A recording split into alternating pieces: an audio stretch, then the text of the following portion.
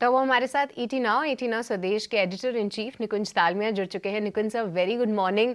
आज एक बड़ी खबर, टीसीएस की ब्लॉक डील, जहां पे टीसीएस एक कैश काउ टाटा सन्स के लिए वहां पे वो हिस्सा बेचने जा रहे हैं।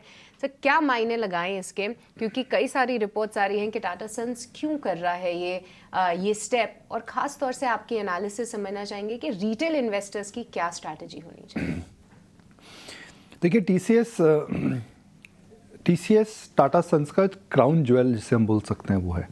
और जब भी पास्ट में टाटा ग्रुप को कभी भी कैश और डेट के इश्यूज आए थे तो उसने टीसीएस के अंदर हमेशा अपनी हिस्सेदारी कम करी थी। हमने 2008 में देखा है, 2007 में देखा है, उन्होंने हमेशा करा है। तो मेरी जो समझ है, ये कोई ऑफिशियल हमारे पास स्पष्टीकरण नहीं है, पर जो मैं लोगों से बात करी, जो मेरी समझ है वो ये है कि भाई टाटा सन्स एक प्रकार की एनबीएफसी है और आरबीआई बोलता है भाई अगर आपकी बैलेंस शीट में अगर डेट है तो आपको लिस्ट करना पड़ेगा।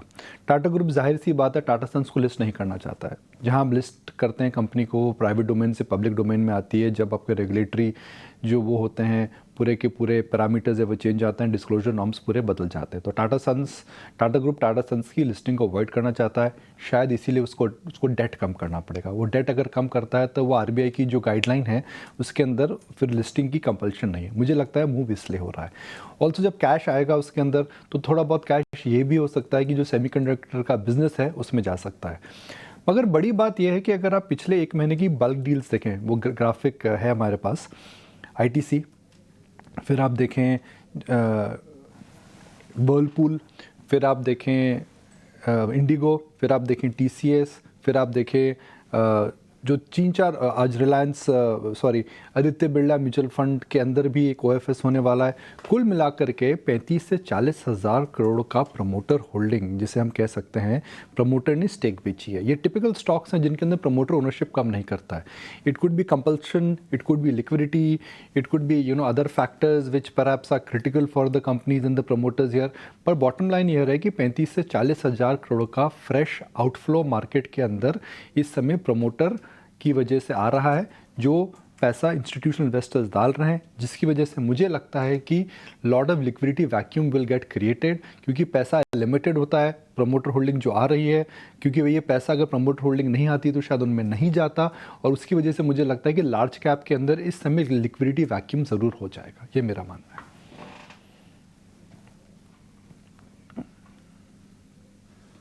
ठीक है, टीसीएस पर तो ये व्यू हो गया।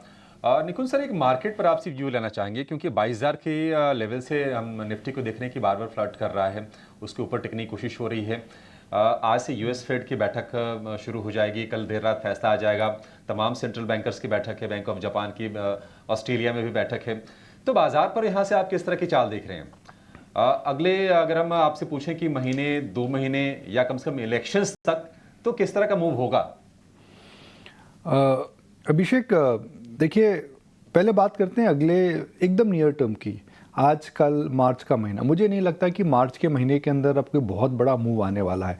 अगर इतनी बड़ी प्रमोटर स्टेक सेल नहीं आती, इतना बड़ा लिक्विडिटी इवेंट का मार्केट में नहीं होता है, ये 4-5 डील जो मेंशन मैंने करी है, तो मुझे तो निफ्टी शायद ऊपर की तरफ ज़्यादा जा सकता था। मगर निफ्टी अब ऊपर में जाकर के रुक रहा है, थम रहा है, मार्केट कंसोलिडेशन मोड में आ चुका है।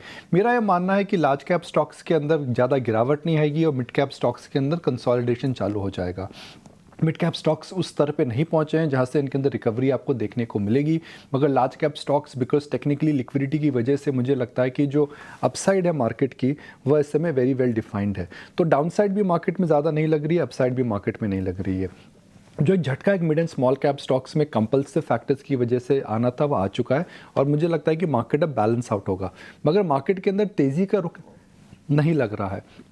पिछले 3 साल में हमने देखा है जब भी मार्केट में मंदी आई, तेज़ी उससे मतलब मंदी कम आई है, नीचे का रुख काफ़ी कम रहा है और उसके बाद तेज़ी का रुख रहा है। मगर मेरा यह मानना है कि ना मंदी ना तेज़ी, इस समय लाए लो वाला मार्केट है जिसके अंदर आपको शायद बहुत बड़ी ट्रेड्स ना मिले।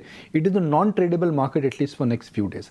अगर मार्केट अगले 15-20 दिन नहीं जाता है तो मुझे लगता है कि अप्रैल महीने के अंदर प्री इलेक्शन रैली एक आ सकती है, मगर वह डेटा आने दीजिए। अगले 2 हफ्ते देखते हैं, अगले 2 हफ्तों के अंदर मुझे ऐसा कोई बहुत बड़ा ट्रेंड या बहुत बड़ा डायरेक्शन या कोई बहुत बड़ी ट्रेडिंग ऑप्शन इस समय नहीं दिख रही है। निकुंज सर, हमने देखा है पिछले 3-4 दिन के अंदर ना कुछ ऑटो स्टॉक्स ने वापस हिम्मत दिखाना शुरू किया है। मारुति कल डेज हाई पे बंद था, M&M ठीक ही चल रहा है, टाटा मोटर्स भी ठीक ही है, डेज हाई पे कल बंद हुआ है। ऑटोस पे कुछ आपका रिएक्शन या ऑटो पे कुछ आपका एनालिसिस? टीम भी देखिए, ऑटो के जो डिस्पैच नंबर्स हैं वो बुरे नहीं थे। और जब मैं हीरो मोटर कॉर्प के मैनेजमेंट से मिला, जब हम ईटीनागो में मारुति के मैनेजमेंट से मिले थे, तो सबका मानना है कि जो ऑटो के अंदर जो डिमांड आई है वह डिमांड स्थिर रहेगी। तो जो ऑटो सेक्टर के अंदर जो हम देख रहे हैं इस प्रकार का जो ट्रेंड दिख रहा है, वो ट्रेंड जो दिख रहा है वो मंदी का ट्रेंड नहीं दिख रहा है। सबसे बड़ा आश्चर्य चकित मूव जो हुआ है वो हुआ टू व्हीलर्स के अंदर। बजाज ऑटो, हीरो मोटोकॉर्प, मुझे लगता था हमेशा कि भाई two wheelers and rural economy are joint together, मगर ऐसा नहीं हुआ है। रूरल इकॉनमी रिकवर नहीं है, उसके बावजूद भी टू व्हीलर स्टॉक्स में अच्छा खासा उछाल देखने को मिला है। तो ऑटोज़ में इन जनरल आपको मुझे लगता है सेक्टर एक आउट परफॉर्मेंस रहेगा। ऑटो एक ऐसा सेक्टर है जिसके अंदर अगर आप देखें तो हिंदुस्तान का नक्शा बदल रहा है। डिम्पी, नए रोड्स बन रहे हैं, नया इंफ्रास्ट्रक्चर क्रिएट हो रहा है। The amount of hours which we are now doing on the road I think is far higher than what we were doing earlier. तो भले ही वो आपको ट्रैवल के लिए जाना हो, भले ही वो आपको लॉजिस्टिक्स सेक्टर में जाना हो, everything that moves it moves on the wheel. तो उस लिहाज से अगर आप देखें तो ऑटो के अंदर मुझे लगता है कि 2024 इतना बुरा साल नहीं रहेगा। 2023 भी अच्छा साल था, क्योंकि यहाँ पर वैल्यूएशंस बहुत महंगे नहीं हैं। द प्रॉब्लम देयर इज़ कि कॉपर 3 मंथ हाई पर है, क्रूड के प्राइसेस ऊपर जा रहे हैं, स्टील के अंदर तेज़ी की बात हो रही है। तो क्या ऑटो के अंदर हम एक फेज से जा सकते हैं कि जहां पर वापस मार्जिन अंडर प्रेशर आ सकते हैं? बोलना भी बहुत मुश्किल है, मगर कल में जो कल मैंने मेटल्स में रैली देखी स्टील स्टॉक्स के अंदर, कॉपर के प्राइसेस में देखता हूँ, क्रूड के अगर मैं अंदर देखता हूँ, कोको के प्राइसेस में देखता हूँ, मुझे लग रहा है कहीं ना कहीं चुपके से, धीरे से, बिना बताए इन्फ्लेशन वापस आ सकती है। ये अच्छा आपका एनालिसिस है कि इन्फ्लेशन वापस दबे पाँव आ सकता है और आपको हो सकता है डिस्टर्ब भी करे। और एक और चीज़ जो आपने आज टाटा ग्रुप पे अपना एनालिसिस दिया, और मैं यकीन के साथ कह सकता हूँ कि शायद ही बिजनेस जर्नलिज्म में कोई ऐसा होगा जिसको टाटास के बारे में इतनी जानकारी होगी जितनी आपको है।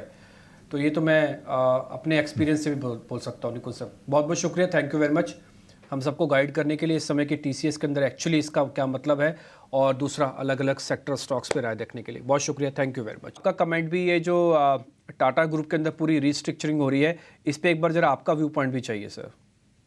नहीं, डेफिनेटली देखिए, दो चीजें हैं। टाटा ग्रुप को रेगुलेटरी कंप्लायंस करना है, they don't want to get listed. दूसरी चीज है, उनको पैसे की जरूरत है, बिकॉज आपकी जो सेमीकंडक्टर इंडस्ट्री है, it's a very heavy capex industry. तो उसके कारण आप देखोगे कि इनको शेयर बेचने पड़ रहे हैं, और इनका एक ही शेयर है जिन्हें बेच के इनको लगभग 9-9.5 करोड़ रुपए आते हैं। वो है आपका TCS के शेयर्स। तो एक ये है, तो हमें लगता है कि जो टाटा का जो डील है, ये मार्केट पे थोड़ा टाइमिंग इसकी जो है ना, मार्च में थोड़ी हैवी पड़ रही है in terms of liquidity in the market. तो मुझे लगता है कि इससे थोड़ा-सा स्ट्रेस हो सकता है सिस्टम में, बट जब तक ये 21,900 के नीचे मार्केट नहीं जाती है, तब तक हमें नहीं लगता कि कुछ नेगेटिव होगा मार्केट में। रीज़न है कि पिछले 5 सेशन से ये जो 50 डे मूविंग एवरेज है, काफ़ी अच्छी तरह से मार्केट ने डिफेंड करके ऊपर ही क्लोज़ दिया। Interesting sir. सर, आपने एक तो लेवल्स की बात बता दी कि 21,900 आपको लगता नहीं, लेकिन एक कंसर्न आपने भी जताया, जो भी निकुंज भी जता रहे थे, कि लिक्विडिटी सकिंग की प्रॉब्लम हो सकती है, लिक्विडिटी की थोड़ी सी प्रॉब्लम हो सकती है, क्योंकि एक मेजर ब्लॉक डील का एक पार्ट बनने जा रहा है, पूरी रिस्ट्रक्चरिंग में जो हो रहा है ये, उसके उससे लिक्विडिटी थोड़ी बहुत प्रॉब्लम हो सकती है। देखते हैं मार्केट इसको कितना एब्जॉर्ब कर लेता है। वैसे इसके पास 150 पॉइंट है एब्जॉर्ब करने के लिए, 20,500 के आसपास है।